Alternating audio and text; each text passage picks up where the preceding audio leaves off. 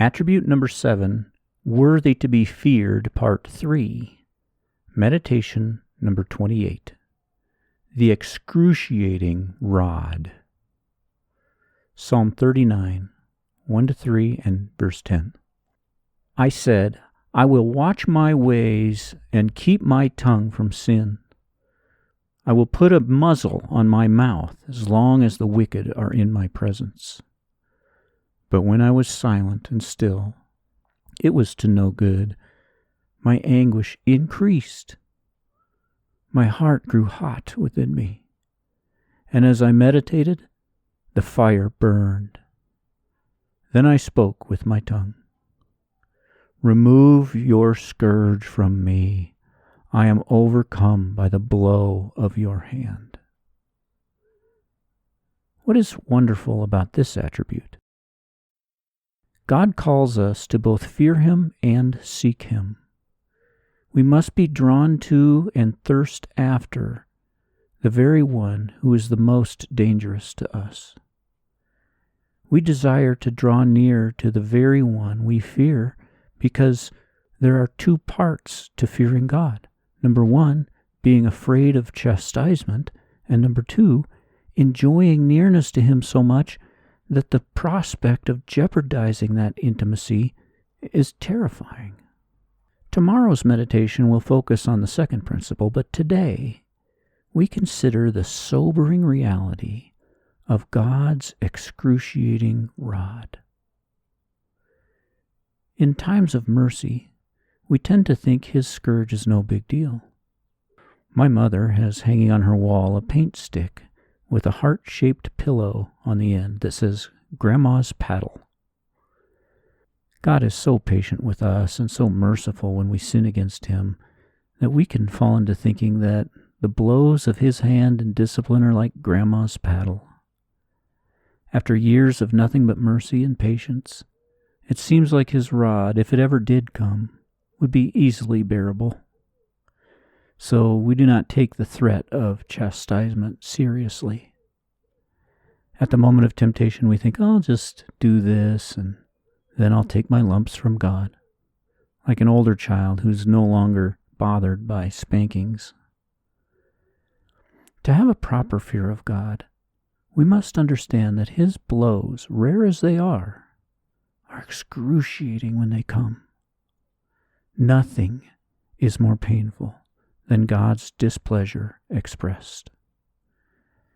David was a strong man who endured much, but the Father's scourge overwhelmed him and reduced him to a helpless, broken, sobbing heap on the floor.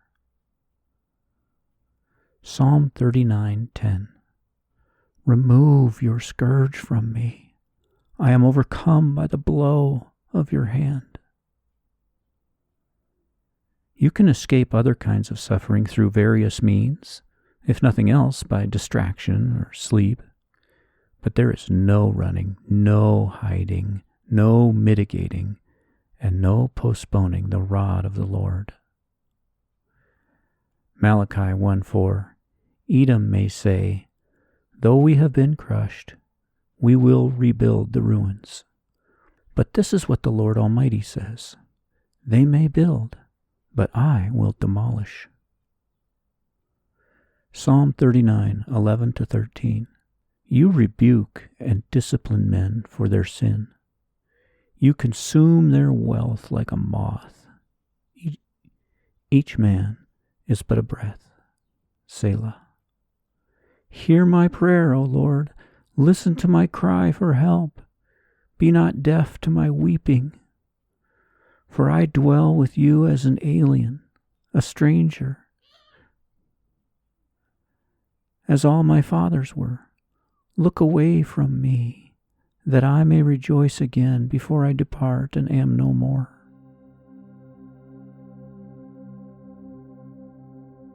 Father, help me to believe that you can and will do that to me, and that when it happens, it will last much longer than I expect, maybe years. Help me to believe, dear Lord. You can and will reduce me to nothing, and put me in such agony that I beg you to turn your angry face away. Oh, dear Lord, teach me to fear your rod.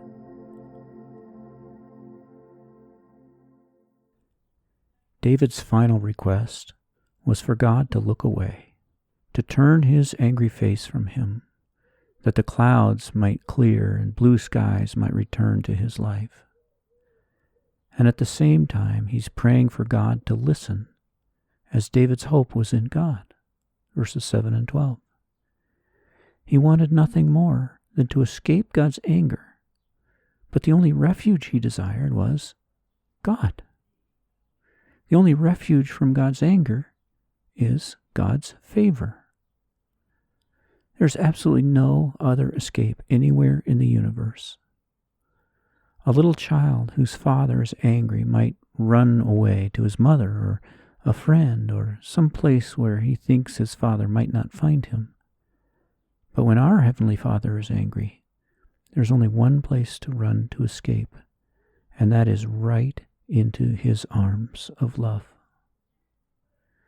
When the Lord lets you taste a drop of the ocean of his anger, and you feel the sting of his chastising whip, it feels unbearable. When that happened in my life for the first time a few years ago, it rattled me to the core.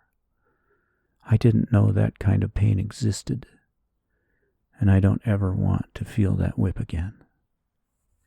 Many Christians have never felt the searing pain of God's severity, but be assured it is possible.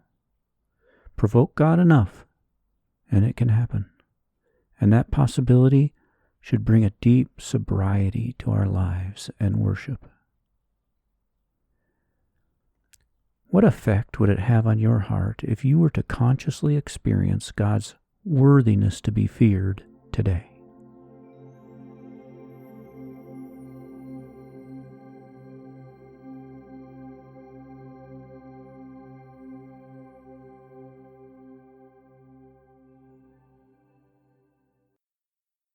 Experiencing this attribute.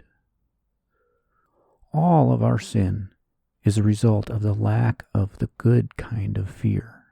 See yesterday's meditation on the good and bad kinds of fear. When we think, I know this is wrong, but God will forgive me, what we're saying is, the discipline, if there is any, will not be any big deal. I'm not afraid of it. But we should tremble at the prospect of being chastised by God.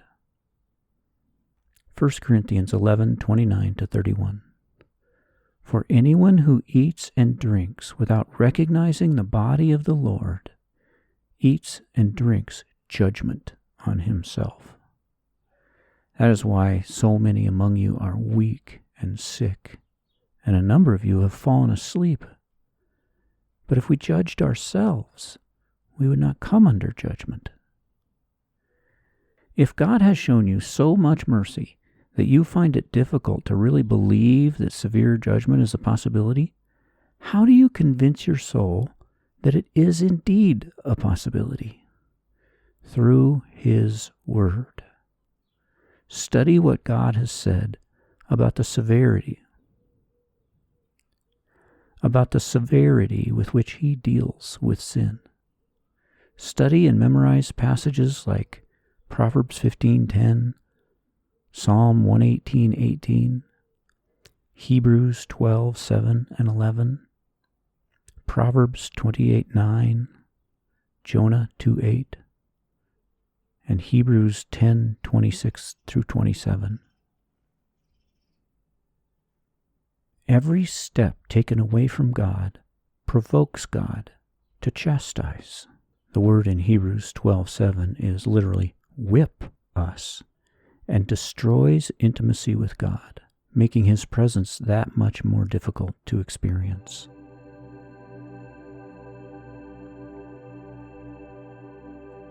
Why, O Lord, do I fear you so little?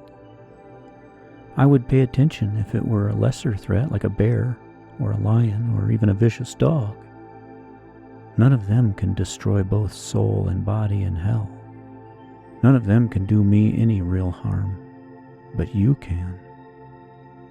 At any moment, you could decide to withdraw your presence and favor from me, which is a real disaster, even if it is only for a short time.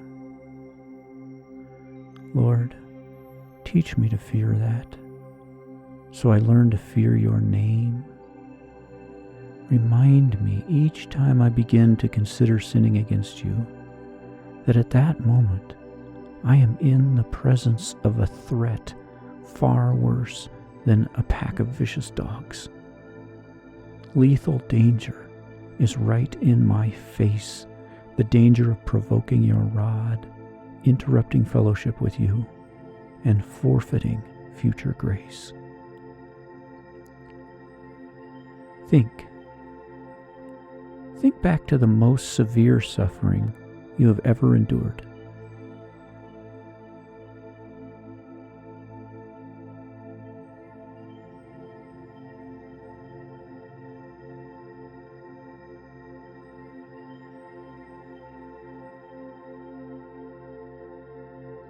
It may have been something that at another point in your life was quite bearable.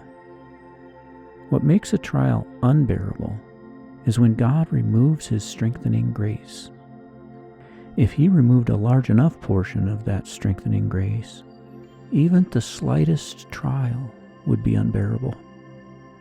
Fear the removal of his favor, not the trial.